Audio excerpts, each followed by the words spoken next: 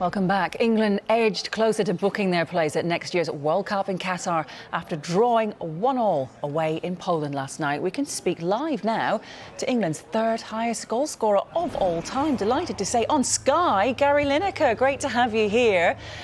Such an important day for you right now. Before we do chat about England and the Premier League, we saw you, I was spying, giving a team talk to a group of girls. Tell us, what are you doing today?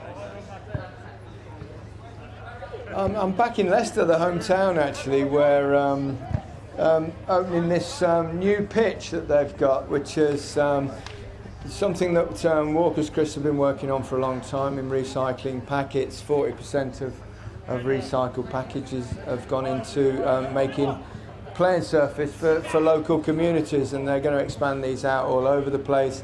And it's a really good initiative because I've been onto them for years about what can we do. Obviously, plastics are a massive issue, and what they're doing, what Walkers are doing, it's just a really great thing. A, in terms of recycling it, and B, making it useful for people of all generations, as you can see. Nearly got one on the head then, but yeah, it's just such a good thing, a real good feel-good factor. Yeah, we were chatting to Emil Heskey, who was down there as well with you just a little bit earlier. He was chatting about how great it is for mental health and well-being, which all comes as part of this as well. So just how important are these initiatives for communities? Very much so, all sorts of different reasons. Fitness, togetherness, making friends. As you mentioned yourself, mental health, which has obviously become a massive issue. It's always been a massive issue, but most people have hidden it, and it's been more spoken about now. So there's all kinds of good come from this, and all kinds of good come from playing sport, because it's just all good, and it just makes you feel really healthy. It makes you feel. It teaches you team spirit. It teaches you how to win, how to lose, all sort of aspects in life. Win, lose, but let's talk about a draw, Gary. That 1-1 draw with Poland for England. There have been a few questions over Gareth Southgate's decision to make a substitute. Do you think that's a little bit unfair, considering actually how well they played in the second half? With that brilliant strike, Matty with an absolute howler in the goal as our team coaches take. I don't think it really it doesn't really matter at this point.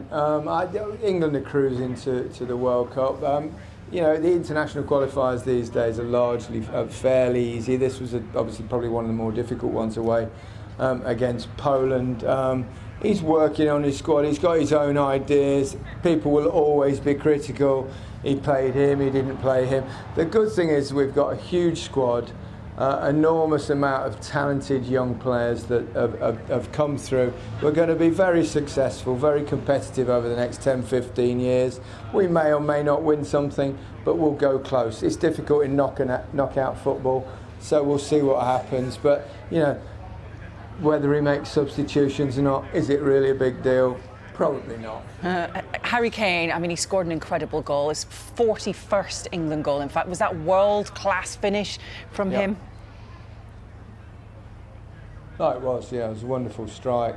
Late bend on it as well that beat Chesney. Some people critical of the goalkeeper, but it really did shift. Marvellous strike from Harry, and that's what he can do. He scores all kinds of goals. Reminds me in many ways of Alan Shearer. He can score headers, close-range goals, long-range goals, and he's just got a great all-round game as well. He can pass the ball, and he's a great attribute to England. He is, and he's actually just, 7 goals behind you now on England's all-time records goal list. Is he on course to be the country's greatest, and how do you feel about him catching up and maybe surpassing that? Oh, yeah, he'll easily go past me, and he'll easily go past Rooney. You've got to remember nowadays that international football is not as competitive as it... I don't want to sound like, in my day, but, there's so many easy games in international football. Just look at England's group, and other groups where you've got nations like San Marino, Montenegro, and Andorra, and none of these teams are around. When we played, the toughest game you'd ever get would be probably like someone like Turkey. So all records are being broken now. You can see in international football, look what Ronaldo's just done. But you had the old breakup of the old Soviet Union that produced loads of countries.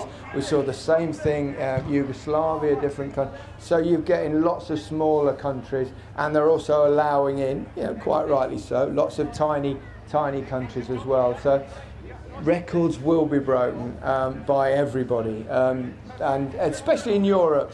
It's slightly different in South America because all the countries, they're not broken up like they have in Europe. It is interesting, but Harry's going to smash Wayne Rooney's record as long as he stays fit. Yeah, it's a good point there, isn't it? It's been a bit of an unsettling few months for him. He failed to get his move to Manchester City. Can you see him staying at Tottenham for the rest of his career? Do you think he's going to be leaving? Maybe next season. Well, I haven't got a crystal ball, but it did seem like this summer or never. I mean, who knows what will happen? Who knows what did happen behind closed doors? But we know Harry's a great professional. He loves Tottenham, and he'll give everything because he's a good pro, and he'll continue to score goals wherever that may be. But circumstances can change. Who knows? In a year's time, he might be somewhere else. I mean, I know what it's like and how difficult it is to leave the club that you supported as a kid. I grew up in Leicester. I started playing football, not on facilities like this, usually on the street or in a tiny back garden. But then I played for the club. It was hard to leave. I actually saw my contract out deliberately because I felt there was a stage where I might need to move on. And I didn't want to walk out on a contract with Leicester, so I let it run out. And then I went to Everton. You weren't a free agent in those days because the Bosman thing hadn't happened, but I ended up at Everton. But I just felt I needed to progress my career. And I think Harry was going through that, but I just don't think he was strong enough in his convictions against Tottenham to do that. But who knows in the future? Yeah, it doesn't have Ronaldo's agent. That's maybe what it is, isn't it? Let's talk about you potentially becoming even... Well, it doesn't have Ronaldo's manner. His ruthlessness, probably. That's true. That's true. We're going to talk a little bit about World Cup. You could be a much busier man if Arsene Wenger gets his way, outlining his vision, hasn't he, for FIFA's proposal to have one every 2 years. Yeah. What do you make of that? I'd spoken with Arsene Wenger and Gianni Infantino about that recently. I had a conversation with them about the football calendar. I mean, I love World Cups. I'd have them every year, but I don't, whether that's not really realistic, of course. But they're talking about in the future, down the line. They need to address the football calendar. I think the only way they could do it would be massively reduce the amount of qualifiers. So they perhaps play them all in a small period of time, perhaps in one city, because we've got to start thinking about the environment and clubs flying everywhere. That sort of stuff is really important. So there are many issues, and a lot of the tournaments around the world, in African Cup of Nations, in Copa America, they're played by and large biannually. So it's an interesting one. I mean, every time a World Cup ends, I always think, God, we've got to wait 4 years. But I do understand the problems. It will not be something that's easily sold, and people think the specialness of the World Cup is the fact that it's every 4 years. But the Champions League's played every year. Does it make it weaker? No, it makes it even better. So I don't know. I'm kind of open-minded about it at the moment. So I'd like to listen to both arguments, and then not that it'd be my decision anyway. Hey Gary, if it means Scotland might get a better chance of qualifying for a tournament every now and again, then I'd be happy about that. Lots of countries will. Lots of countries will. And to be perfectly honest, if they had the World Cup, what they should do, I think, would be really a great idea, because they want more countries.